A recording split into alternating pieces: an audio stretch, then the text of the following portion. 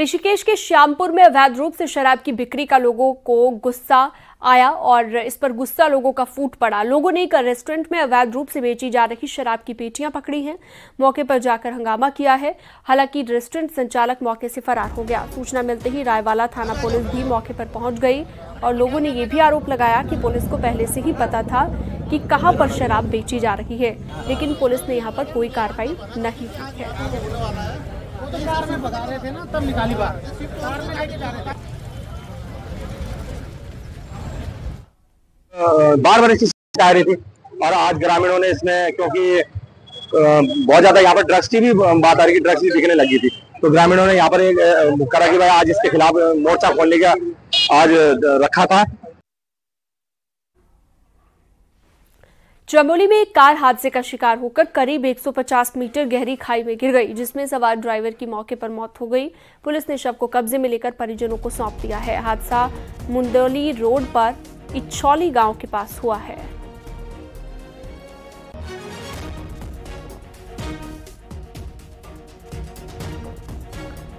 विकासनगर का एक video social media पर तेजी से वायरल है, जिसमें दबंग खनन माफिया वन विभाग के चेकिंग बैरियर को जबरन हटा रहे हैं। जलालिया चेकिंग बैरियर का ये मामला बताया जा रहा है।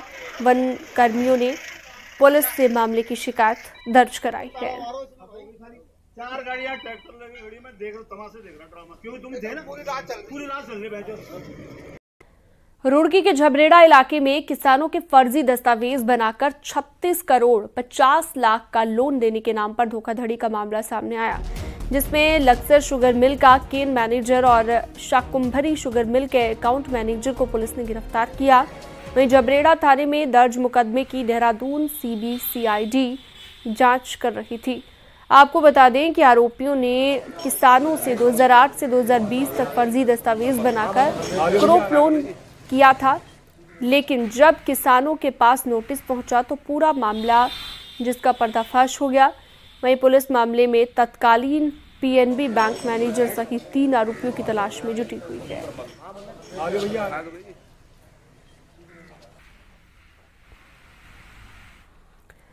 वीकेंड पर कैंची धाम में श्रद्धालुओं का तांता उमड़ आया, जिससे कई घंटों तक जाम लगा रहा। पर्यटक काफी परेशान हुए और कई किलोमीटर तक गाड़ियां यहां पर खड़ी हुई देखी गई।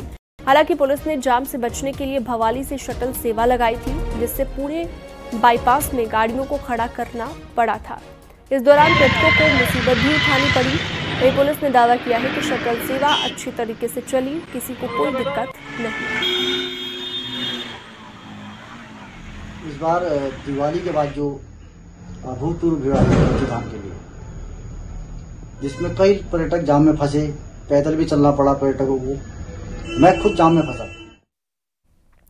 सीएम पुष्कर सिंह धामी अब से कुछ ही देर पहले दिल्ली पहुंचे हैं, जहां पर वो सोमवार को केंद्रीय हिंदी समिति की 32 मीटिंग में शामिल होंगे। केंद्रीय सहकारिता मंत्री अमित शाह मीटिंग में चीफ गेस्ट होंगे और कल दोपहर 3:30 बजे से ये मीटिंग शुरू हो जाएगी।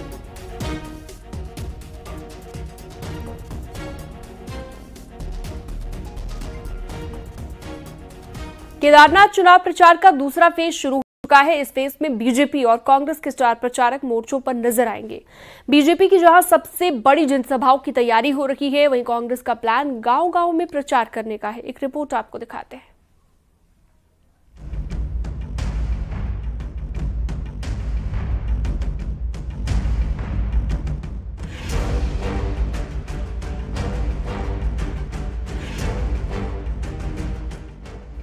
केदारनाथ में बीजेपी और कांग्रेस आमने सामने है। दीपावली के बाद चुनाव प्रचार का दूसरा फेज शुरू हो चुका है। अब बारी स्टार प्रचारकों की है।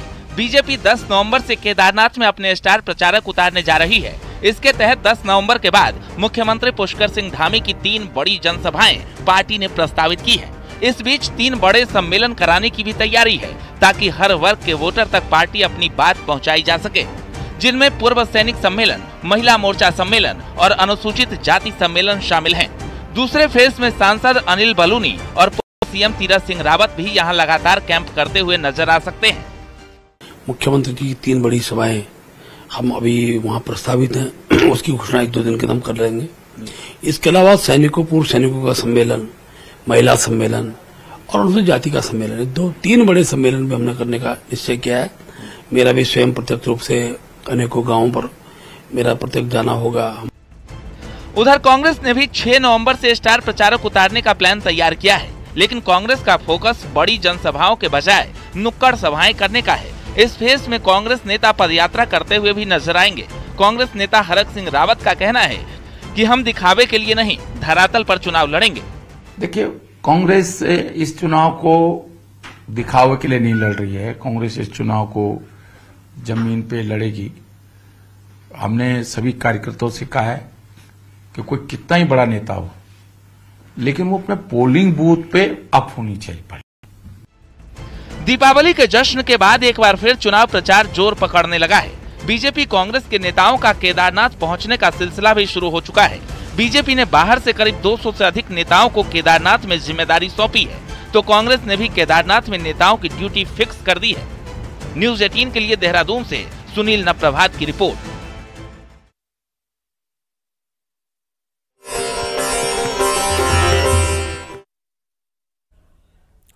यमुनोत्री धाम के कपाट आज शीतकाल के लिए बंद हो गए हैं। दोपहर 12:05 पर पूरे विधि विधान के साथ यमुनोत्री धाम के कपाट अगले 6 महीने के लिए बंद किए गए।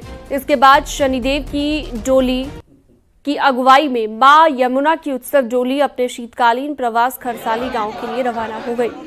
मां यमुना की डोली देर शाम को खरसाली गांव में यमुना मंदिर में विराजमान होगी, जिसके बाद शीतकाल में 6 महीने तक मां यमुना के दर्शन शीतकालीन प्रवास खरसाली गांव में किए जाएंगे।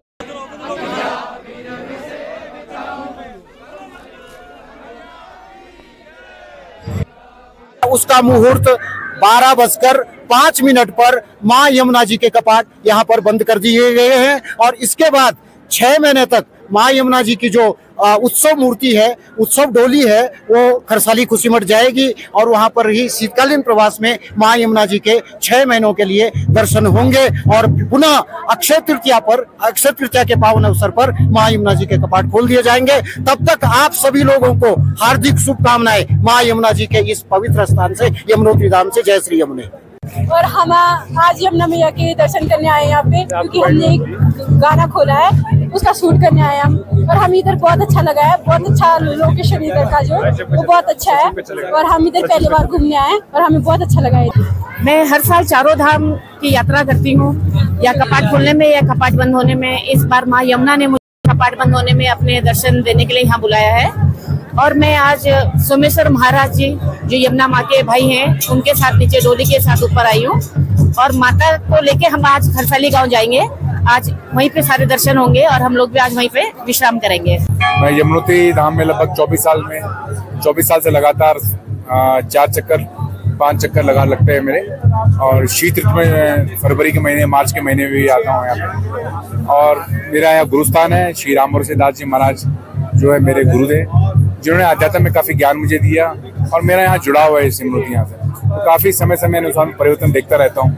कपाट धाम के जब माँ यमुना की डोली यहाँ से खुशीमठ जाएगी, हम माँ यमुना के दर्शन करके यहाँ से निकले हैं और पूरे यमुनोत्री विधानसभा और प्रदेश और देश की खुशहाली के लिए हमने माँ यमुना से आज भैया दूज के अवसर पर यहाँ से मन्नत मांगी है।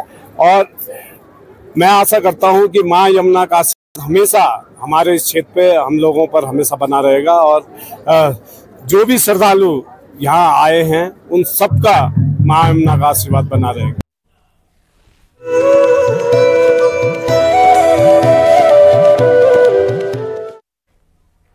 विश्व प्रसिद्ध केदारनाथ धाम के कपाट आज भाई दूज के पावन पर्व पर शीतकाल के लिए बंद कर दिए गए हैं।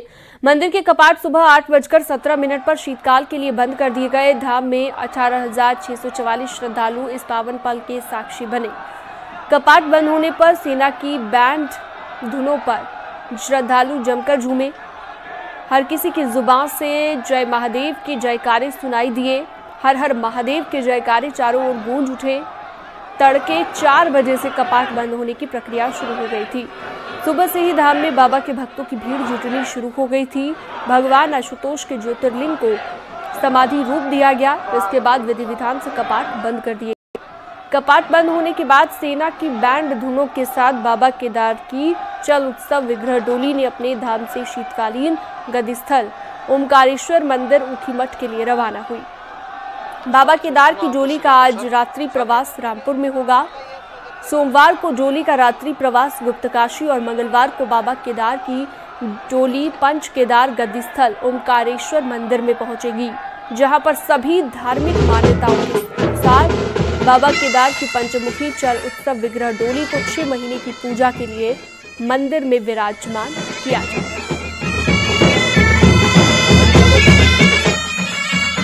और आज का पहला पड़ाव रामपुर और दूसरा पड़ाव काशी विश्वनाथ मंदिर गुप्तकाशी और तीसरे पड़ाव अपने शीतकालीन मंदिर ओंकारेश्वर मंदिर ऊखीमठ में विराजमान होगी। चल विग्रह डोली में जो भगवान श्री केदारनाथ जी की पंचमुखी मूर्ति है वो श्री ओंकारेश्वर मंदिर ऊखीमठ के गर्भगृह में विराजमान होगी और शीतकाल में जो दर्शनार्थी और तीर्थयात्री आएंगे उनको दर्शन ओंकारेश्वर मंदिर ऊखीमठ में मिलेंगे और दर्शन का लाभ मिलेगा।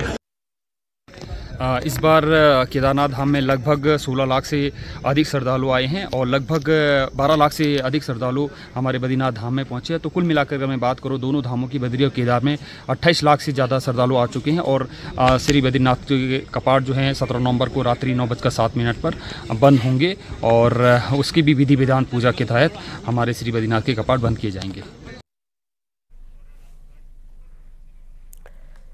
वहीं आज सुबह केदारनाथ धाम में हल्की बर्फबारी हुई। सुबह 5 बजे धाम में सिर्फ बर्फ गिरती हुई नजर आई, जिसके बाद केदारनाथ में कड़ाके की ठंड भी पड़ रखी है। हालांकि आज केदारनाथ धाम के कपाट बंद हो गए हैं, लेकिन मास्टर प्लान के तहत काम करने वाले लोग जो अभी भी धाम में ही मौजूद हैं।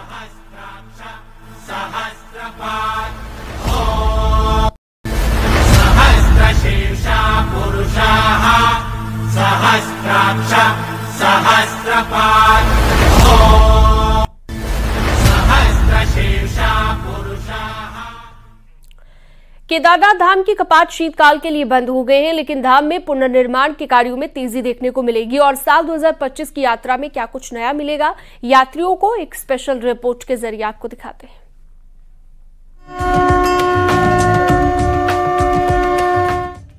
प्रदेश की 4 धाम यात्रा में सबसे कठिन यात्रा बाबा केदारनाथ धाम की होती है, क्योंकि यहाँ पर संसाधनों की आज भी कमी देखने को मिलती है।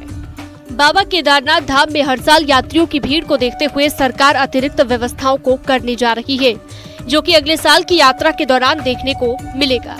अगले साल की यात्रा में क्या खास होगा आपको बताते हैं। 12,000 यात्रियों के ठहरने की संख्या बढ़कर 20,000 हो जाएगी। तीर्थ पुरोहितों को 38 घर मिलेंगे। अपने यजमानों को आप तीर्थ में ठहरा सकेंगे। अभी हेली सेवा को 9 ऑपरेटर संचालित करते हैं और अगले साल से 12 ऑपरेटर संचालित कर सकेंगे।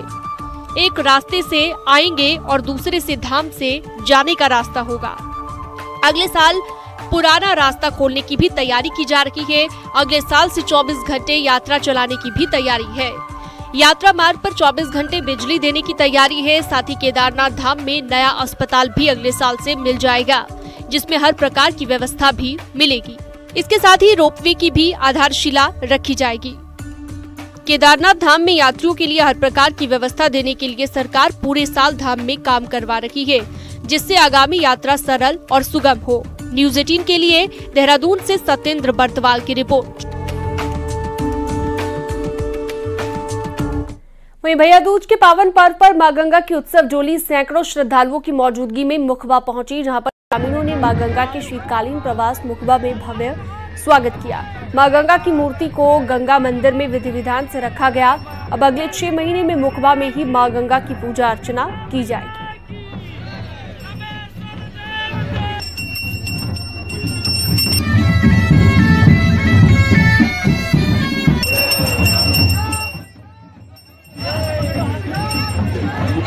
में जहाँ पर गंगा मैया का शीतकालीन प्रवास है और आज यहीं से जो है गंगा मैया का दर्शन सभी श्रद्धालुओं के लिए 6 महीने के लिए यहाँ पर दर्शन होंगे। यहाँ पर भी गंगा मैया की डोली के दर्शन और अखंड ज्योति का दर्शन होता है।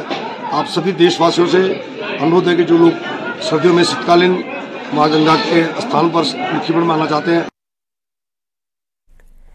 देहरादून में पुलिस और बदमाशों के बीच एनकाउंटर हुआ है, जिसमें 10,000 का इनामी बदमाश घायल हुआ। दरअसल प्रेमनगर के झाझरा में पुलिस चेकिंग कर रही थी और इसी दौरान बदमाश ने बदमाश ने पुलिस पर फायरिंग कर दी और मौके से फरार हो गया, जिसके बाद पुलिस ने नाकेबंदी की और शेरपुर इलाके में फिर से पुलिस और बदमाश के बीच एनकाउंटर हो गया और पुलिस की जवाबी फायरिंग में बदमाश घायल हो गया, जिसके बाद बदमाश को पुलिस ने अस्पताल में भर्ती कराया। बदमाश यूसुफ के खिलाफ गौकशी का मामला दर्ज किया गया है।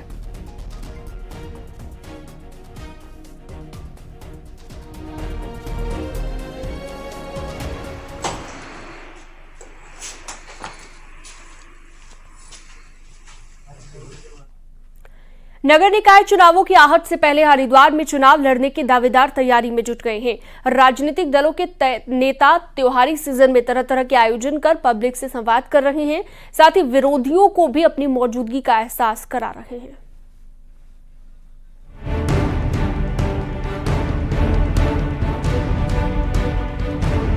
उत्तराखंड में नगर निकाय चुनाव होने हैं। संभावना जताई जा रही है कि नवंबर के महीने के आखिर तक चुनावी आचार संहिता भी लग सकती है। ऐसे में हरिद्वार में मेयर, पालिका अध्यक्ष और पार्षदों के चुनाव लड़ने के दावेदारों ने त्योहारी सीजन का जमकर फायदा उठाया। जो कांग्रेस से दूर होते जा रहे हैं उनको हमें जोड़ने का एक प्रयास है और हम भविष्य में हरिद्वार में कांग्रेस को इतनी मजबूत करेंगे कि सामने उसके कोई भी टिक न पाए। राजनीतिक दलों की ओर से दीपावली मिलन समारोह और तरह तरह के कार्यक्रम आयोजित कर भीड़ जुटाई गई, जिसमें टिकट के दावेदारों ने पार्टी नेताओं के सामने खुद को पेश किया, वहीं पब्लिक से भी संवाद किया। तो इस तरह के जो आयोजन होते हैं जिसमें ज़्यादा लोग एकत्रित होते हैं, इसमें लोगों को मैसेज और लोगों को बधाई देने का एक बड़ा माध्यम होता है और दूसरा विरोधी दलों को अपना शक्ति प्रदर्शन भी इसके द्वारा किया जाता है। जो चुनाव लड़ने का इच्छुक है सब पब्लिक के बीच में रहना चाहिए, पब्लिक से जुड़े रहना चाहिए और ये भी एक कार्यक्रम एक अच्छे माध्यम होते हैं। और आप देखिए चुनाव आएंगे तो उसमें हमारे पार्षदों के प्रत्याशी भी बहुत हैं और मेयर प्रत्याशी भी हैं। टिकट मांगने का अधिकार सबको है। चुनावी राजनीति करने वाले नेता किसी भी मौके पर खुद को जनता का हितैषी जताने का कोई मौका नहीं छोड़ते। वहीं अब देखना होगा कि जनता किस पर अपना भरोसा जताती है। न्यूज़ 18 के लिए हरिद्वार से पुलकित शुक्ला की रिपोर्ट। उत्तराखंड 9 नवंबर को अपना स्थापना दिवस मनाने जा रहा है और इससे पहले बीजेपी ने दूसरी बार के विधायक विनोद चमोली के एक बयान ने पार्टी को अब असहज कर दिया है। क्या है पूरा मामला, आपको दिखाते हैं। आज भी उत्तराखंड में भ्रष्टाचार कम नहीं, आज भी उत्तराखंड की कार्य संस्कृति उतनी बेहतर नहीं है जितनी होनी चाहिए, आज भी नहीं। आज भी तमाम राजनीतिक लोग अपने घर भर रहे हैं।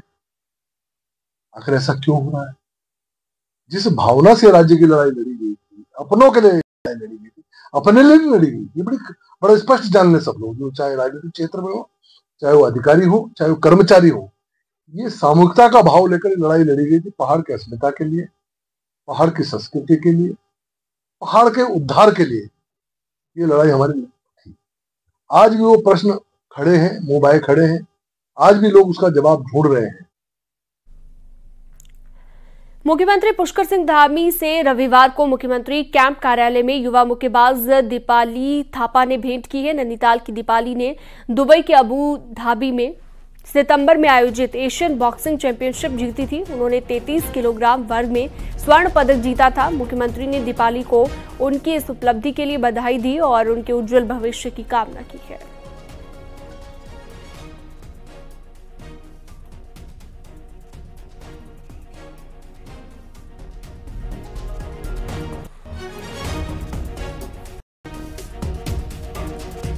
रुड़की के नगला चिन्ना गांव के रहने वाले रजत चौधरी ने 18 यूजिक वर्ल्ड रेलवे वॉलीबॉल प्रतियोगिता में गोल्ड मेडल जीता है। ये प्रतियोगिता जर्मनी में 21 अक्टूबर से 26 अक्टूबर तक आयोजित की गई थी। उसमें गोल्ड मेडल जीतकर जहां विदेश में भारत का परचम उन्होंने लहराया है, वहीं उत्तराखंड का भी नाम रोशन किया है। रजत चौधरी वैसे तो रेलवे में नौकरी करते हैं और इस समय वाराणसी में पोस्टेड हैं।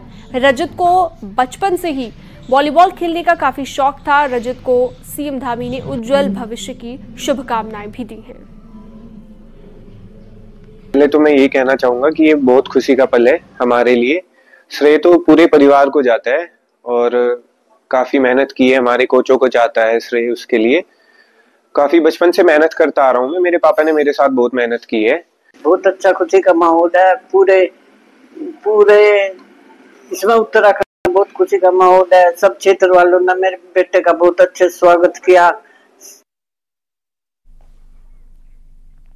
रामनगर में भैया दूज का पर्व हर्षोल्लास के साथ मनाया गया। इस दिन बहनों ने अपने भाइयों की आरती उतारकर कुमाऊनी परंपरा के अनुसार भाइयों के सिर पर चिड़े रखकर उनकी लंबी उम्र की कामना की है। साथ ही भाई की सुख समृद्धि की भी कामना की गई। आप ऐसे बोलिए, मतलब वीडियो बन रही है।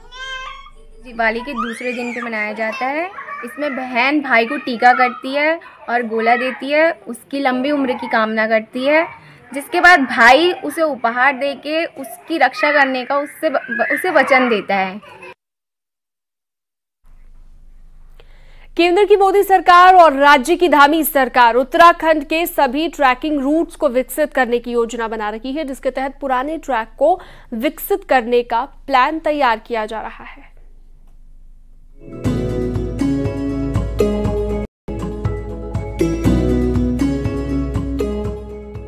पहाड़ में पर्यटन को पंख लगाने के लिए सरकार हर मोर्चे पर काम कर रही है। इसीलिए पुराने बंद पड़े ट्रैकिंग रूट को फिर से चालू करने का प्लान है। दरअसल ब्रिटिश हुकूमत में साल 1902 में वायसराय लॉर्ड कर्जन उत्तराखंड आए थे।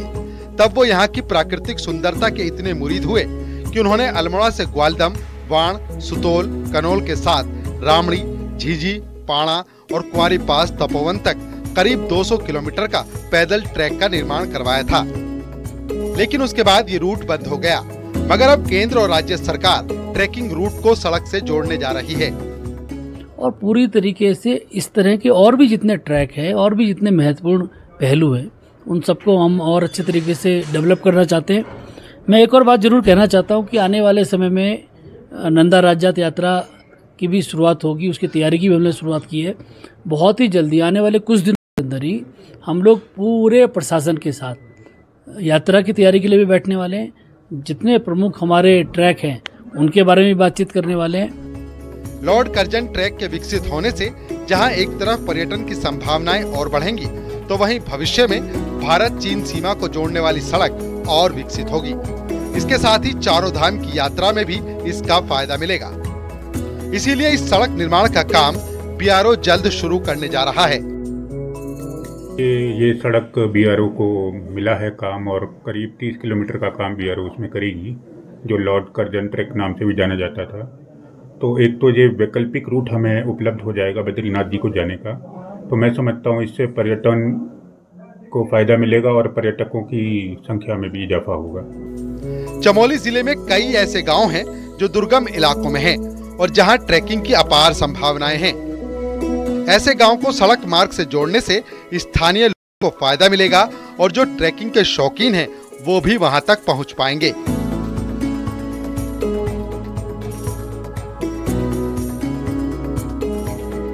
जो लॉर्ड कर्जन ट्रैक है ये काफ़ी हमारे यहाँ पे काफ़ी फेमस ट्रैक है, जिससे हमारा कुमाऊं और गढ़वाल दोनों एक साथ ट्रैक कर सकते हैं। जिसमें हमारा ग्वालदम हो गया, अपना इधर थराली वाली बेल्ट हो गई, नंदप्रयाग हो गया, घाट हो गया, सितोल, रामणी, जितने भी हमारे ये वाइब्रेंट विलेज है ये सारा कवर। चमोली की ऊंची चोटियों को देखने के लिए साल भर देशी विदेशी पर्यटक उत्तराखंड आते हैं और दुर्गम ट्रैकिंग रूट विकसित होने पर पर्यटन तो बढ़ेगा ही, लोगों को रोजगार भी मिलेगा। न्यूज़ 18 के लिए चमोली से नितिन सेमवाल की रिपोर्ट।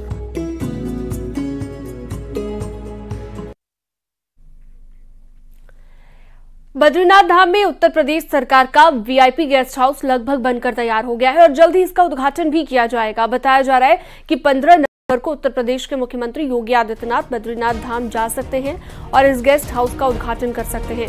इस गेस्ट हाउस के बनने से यूपी के वीआईपी और यात्रियों को चारों धाम यात्रा के दौरान रुकने की अच्छी व्यवस्था हो सकेगी।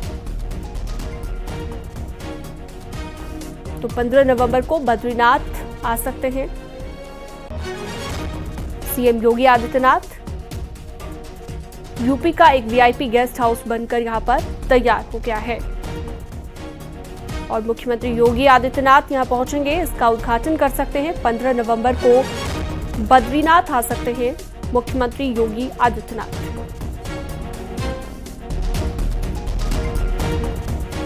और खबरों में वक्त एक छोटे से ब्रेक का, फौरन लौटेंगे।